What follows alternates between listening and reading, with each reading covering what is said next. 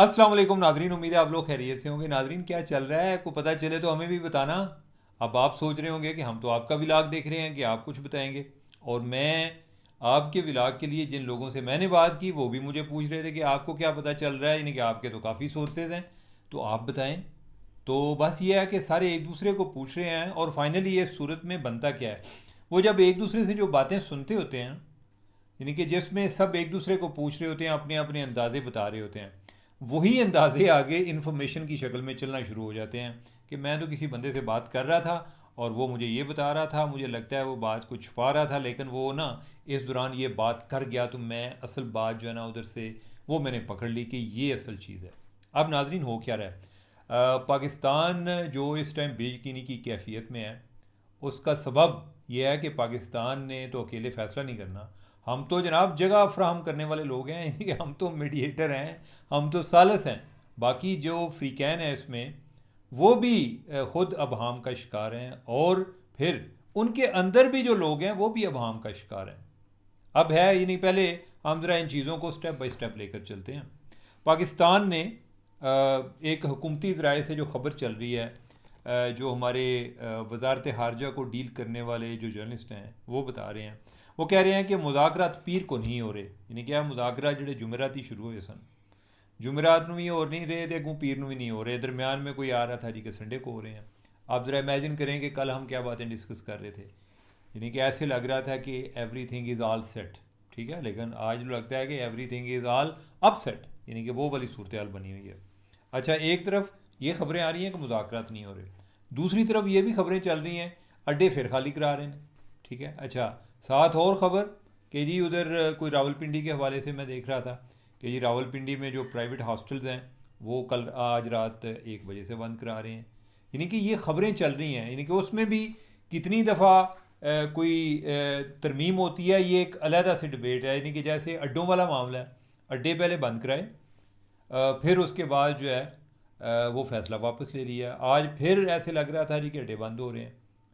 और साथ ये भी कुछ इतलात आ रही थी कि यानी कि जो हमारे मुख्तलिफ सिक्योरिटी ऑपरेटर्स हैं, उन्होंने इस्लामाबाद का एक कंट्रोल संभालना होता है, उनके बारे में भी इतलात हैं कि हो सकता है वो कल संभाल लें। तो ऐसी सूरत में ये इसमें ना हमारी एक ज़हनी मश्क भी है, और ये एक तजिए के हवाले से भी एक अहम चीज़ है कि किसी चीज़ को फ़ाइनल ना जाने, ये प्रोबेबिलिटी की बुनियाद पे होता है कि इम्कानात हैं।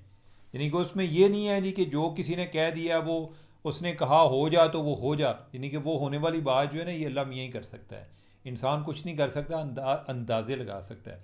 इवन जो इन्फॉर्मेशन भी आ रही होती है, अगर वो पीछे से इन्फॉर्मेशन ही चेंज हो जाए, ठीक है, यानी कि आपको इन्फॉर्मेशन देने वाला ये कह रहा है जी कि ये तय हो गया है, तो अगर जो तय करने वाले हैं उन्होंने फिर से कोई अपना प्लान जो है वो मौखर कर दें, रिवाइज़ कर दें, वो सिर्फ मेरे लिए तो नहीं कर रहे ना कि यार उमर चीमा ने खबर दे दी है तो अब ये चीज़ जो है ये इस तरह चलनी चाहिए, नहीं तो उसकी बड़ी सुबकी होगी। तो लिहाजा हम भी जब आम तौर पे जब जर्नलिस्ट बात कर रहे होते हैं ना, वो कहते हैं, उनको वैसे कहना चाहिए अगर नहीं कहते तो, कि इम्कान है, लाइकलीहुड है। तो इम्कान का ये है कि वो मुस्तरद भी हो सकता है, लेकिन जो प्रोबेबिलिटी होती है वो आप समझें कि जैसे कोई किसी चीज़ के 70-80% चांसेस होते हैं, उस बुनियाद पे होती है। अच्छा, अब दूसरी चीज़ इसमें क्या है कि कल तक ऐसे लग रहा था जी आबनाए हुरमुज़ खुल गया और ट्रैफिक दोबारा शुरू हो गई है। अब जो है आज पता चला कि ईरान ने आबनाए हुरमुज़ बंद कर दिया, और उन्होंने कहा कि हमारी जो ब्लॉकेड है उसको तो आप खोल नहीं रहे, उसको अनब्लॉक कर नहीं रहे, कि जो हमारे जहाज़ आने जाने हैं उनको आप अनब्लॉक नहीं कर रहे, और हम आपके कहने पे वो ब्लॉकेड जो है उसको हमने अनब्लॉक किया आबनाए हुरमुज़ को, तो ये तो ज़्यादती है। और ट्रम्प जो है वो ये शो करना चाह रहा है कि जैसे ईरान जो है वो उसके आगे लेटा हुआ है और वो तरले कर रहा है, और मैं कहता हूँ अच्छा फ़लाँ चीज़ जो है उसको अनब्लॉक करो तो मैं ये कर दूँगा।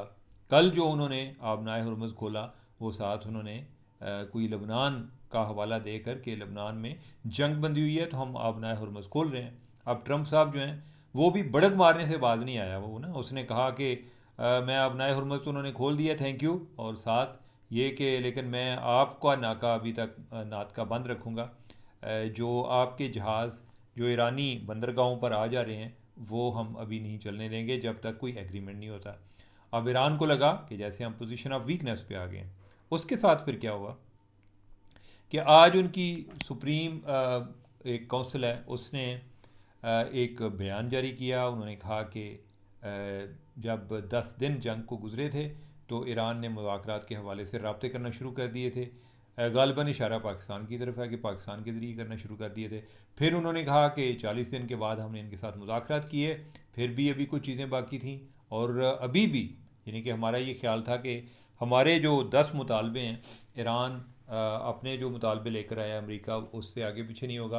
वो कहता है जी उन्होंने और बढ़ा दिए और हमें वो जो पाकिस्तान के ज़रिए, पाकिस्तान के आर्मी चीफ़ के ज़रिए वो पैगाम पहुंचाया गया है, और अभी हम उस पर गौर व खौज कर रहे हैं। यानी कि हमने अभी तय नहीं किया कि हमने इनका क्या जवाब देना है। यानी कि आज उनका बयान है, लेकिन कल ये लग रहा था कि जैसे चीज़ें तय हो गई हैं। अब यह है कि ईरान की जो क़यादत है इस टाइम, वो मैंने आपको माजी में भी बताया कि उधर सदर इतना ताकतवर नहीं होता जितनी पासदारानी इनकलाब ताकतवर होती है। सबसे ज़्यादा ताकतवर सुप्रीम लीडर है, जो कि अल्लाह ताला को जवाब दे, वो किसी पार्लियामेंट को भी जवाब दे नहीं होता। और उस पे जो यानी कि उनकी राइट हैंड है सुप्रीम लीडर की, वो पासदारानी इनकलाब है। तो पासदारानी इनकलाब आप समझें कि जैसे एक आर्मी चीफ़ हो और उसके साथ जो है कोई एक कोई DGISI हो या इस तरह का कोई अदारा हो, तो उनके अंदर भी एक रिजेंटमेंट पाई जाती है। इतलात ऐसी आ रही हैं कि यानी कि उनकी को 32-33 यूनिट है, वो कहते हैं जी कि 10-12 जो है वो मान ही नहीं रहे कि हमें मुज़ाकरात नहीं करने, हमने इनके साथ लड़ना है। अच्छा, ये वाला चीज़ जो है, ये वाला मामला किसी भी पीस प्रोसेस का हिस्सा होता है, उसमें सब लोग 100% एग्री नहीं कर रहे होते।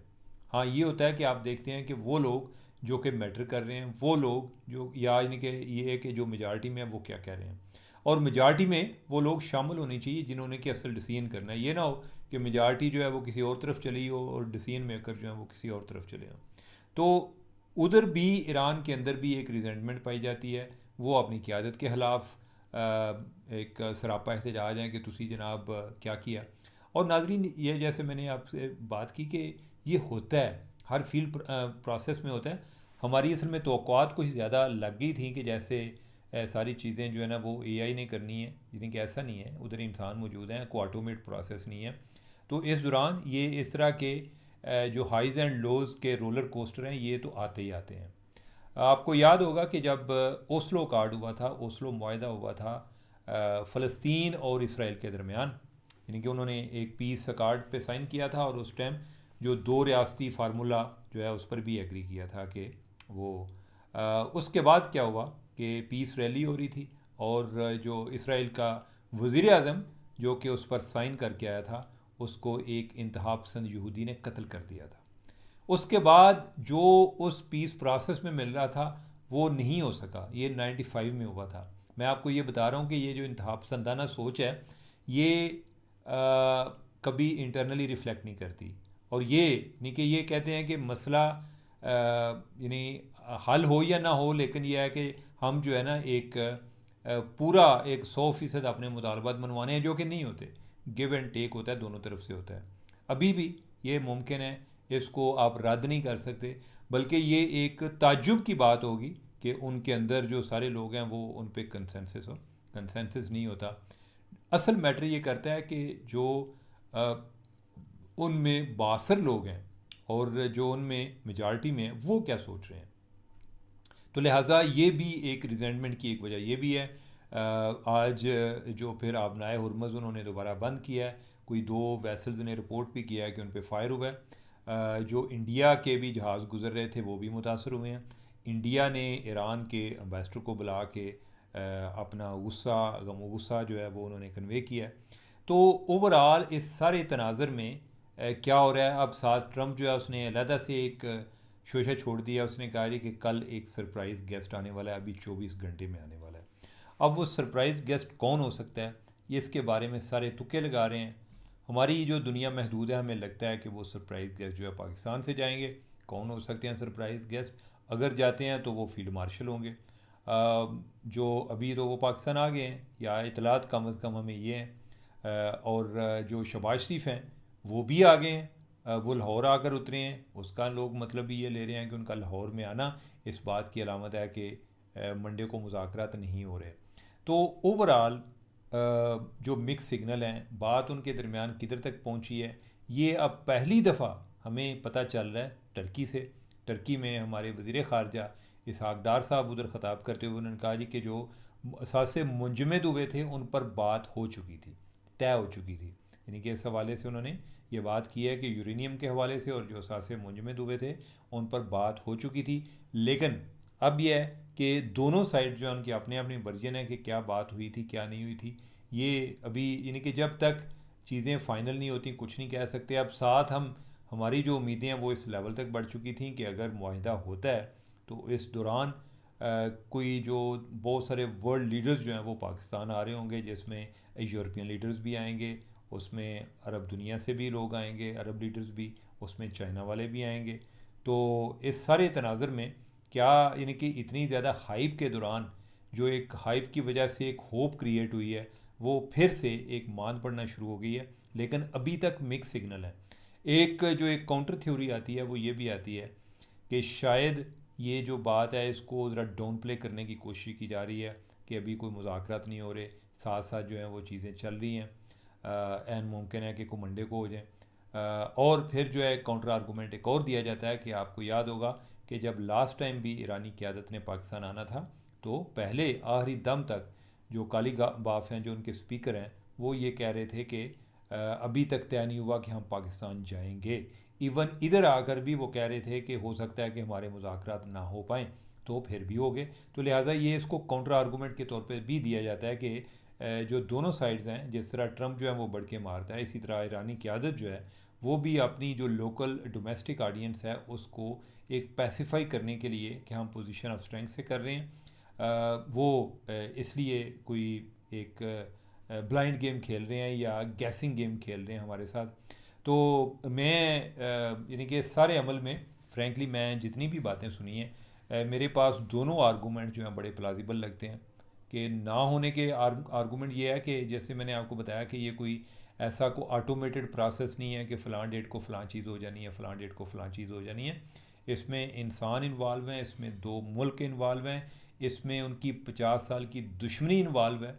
तो लिहाजा और फिर उनकी लीडरशिप जो है वो भी शहीद हुई है, उनका इंफ्रास्ट्रक्चर भी तबाह हुआ है। क्या वो फौरी तौर पर आ जाएंगे कि हम मुज़ाकरात के लिए तैयार हैं, तो कोई डिले हो भी सकता है। और दूसरी जो इसका एक काउंटर साइड है वो मैंने आपको बताई कि जैसे यानी कि हो सकता है कि हमें कल पता चले, आज जो है यानी कि इंतज़ामात हो रहे हैं, सिक्योरिटी जो है वो हरकत में है, जो जिस तरह मैंने आपको बताया अड्डों के हवाले से या बाकी रेस्टोरेंट्स के हवाले से उनको भी जो ऐलानात किए जा रहे हैं या उनको जो नोटिस दिए जा रहे हैं, उस सारे तनाज़र में लगता है कि वो इस चीज़ के लिए रेडी हैं, तैयार हैं। लेकिन कोई अबहाम एक मौजूद है कि शायद कहीं ताहीर का शिकार ना हो जाए। तो लेट्स सी कि इस दौरान क्या होता है। इस दौरान किसी का भी कोई एक वसूख के साथ कहना बहुत ही मुश्किल काम है। तो लेकिन कोई मंडे जो है वो दूर नहीं है। अगर मंडे को होना हुआ तो कल तक मेरे ख्याल इस बात का हमें अंदाज़ा हो जाएगा, क्वाइट लाइकली कि अगले वीकेंड तक चला जाए, हमें कल ये इस बारे में बताया जाए।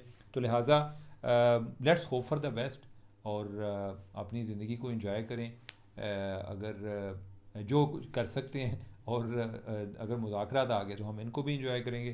तो नाजरीन, इसके साथ मुझे दें इजाज़त। अल्लाह हाफिज़।